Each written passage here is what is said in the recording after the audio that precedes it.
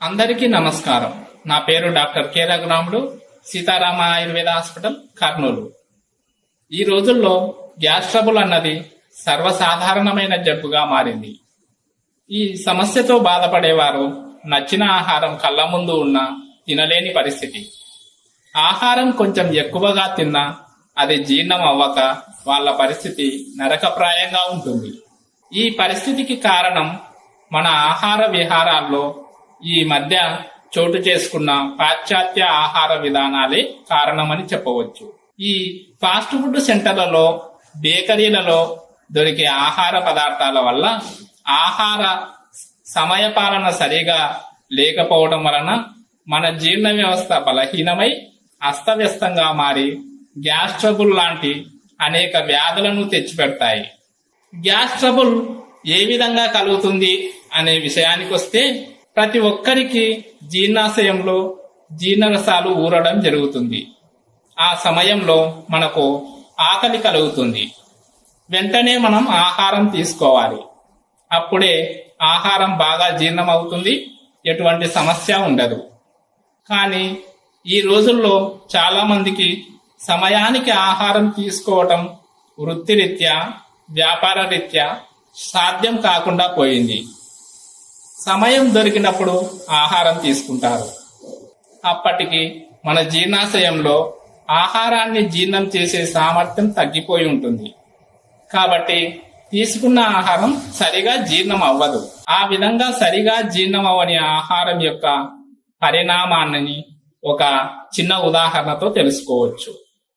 మన ఇంట్లో దోశలు వేసుకోవడం కోసం బియ్యం పిండిని బాగా రుబ్బి రాత్రి ఒక పాత్రలో ఉంచినప్పుడు మరుసటి రోజు ఉదయానికి ఆ పిండి పులిసి దాని నుండి వాయువులు ఏర్పడి అది పొంగిపోయి ఉంటుంది.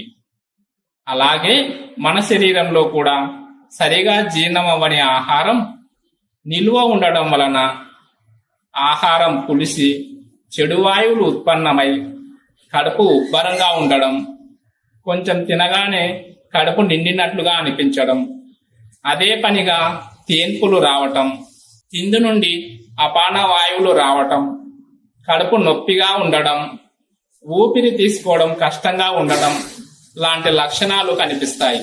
ఈ విధంగా జీర్ణం సరిగా అవని ఆహార పదార్థాలు విషతుల్యంగా మారుతాయి. దీనిని ఆయుర్వేద పరిభాషలో ఆమం అని పిలుస్తారు. ఈ ఆమం రక్తంలో చేరి అక్కడ నుండి శరీరంలో ఏ భాగంలో నిలిస్తే దానికి సంబంధించిన అనారోగ్యం సంభవిస్తుంది. అందువలన జీర్ణ వ్యవస్థ అనేది శరీరంలో పోషక వ్యవస్థ. ఇది సక్రమంగా ఉంటేనే శరీరంలో మిగిలిన వ్యవస్థలు కూడా సక్రమంగా ఉంటాయి. గ్యాస్ ట్రబుల్తో బాధపడేవారు తీసుకోవలసిన జాగ్రత్తలు: ఆహారం తీసుకోవడంలో సరైన సమయపాలన ఖచ్చితంగా పాటించాలి. జీర్ణశక్తికి మించి వేపుళ్ళు, శనగపిండి, మసాలాలతో కూడిన ఆహారం, మాంసాహారం తీసుకోకుండా ఉండాలి.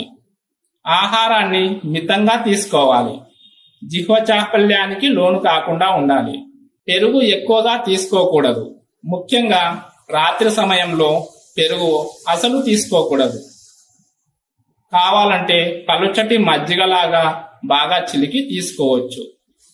రాత్రి సమయంలో తిన్న వెంటనే పడుకోకుండా 2 నుండి 3 గంటలు ఆగి నిద్రించాలి. ఆయుర్వేద చికిత్స: భోజనాగ్రే సదాపత్యం లవణాద్రక భక్షణం అని ఆయుర్వేదంలో చెప్పబడింది. అంటే భోజనానికి ముందు 2 చిన్న అల్లం ముక్కలను ఉప్పులో అద్దుకొని తిని తర్వాత భోజనం చేయాలి. ఇలా చేయటం వల్ల జీర్ణశక్తి మెరుగుపడి గ్యాస్ ట్రబుల్ రాకుండా ఉంటుంది. ఒకవేళ గ్యాస్ ట్రబుల్తో బాధపడేవారు 1 అర చెంచాడు జీలకర్ర పొడిలో 1/4 చెంచాడు శొంఠి పొడి, చిటికెడు పిప్పిళ్ళ పొడి, చిటికెడు మిరియాల పొడి కలిపి వేడి నీటిలో తీసుకోవాలి. దీనివల్ల కూడా గ్యాస్ ట్రబుల్ తగ్గుతుంది. వీటి వలన సమస్య తగ్గకపోతే ఆయుర్వేద వైద్యుని సంప్రదించి తగిన ఆయుర్వేద ఔషధాలను వాడటం వలన గ్యాస్ ట్రబుల్ సురక్షితంగా పూర్తిగా తగ్గించుకోవచ్చు.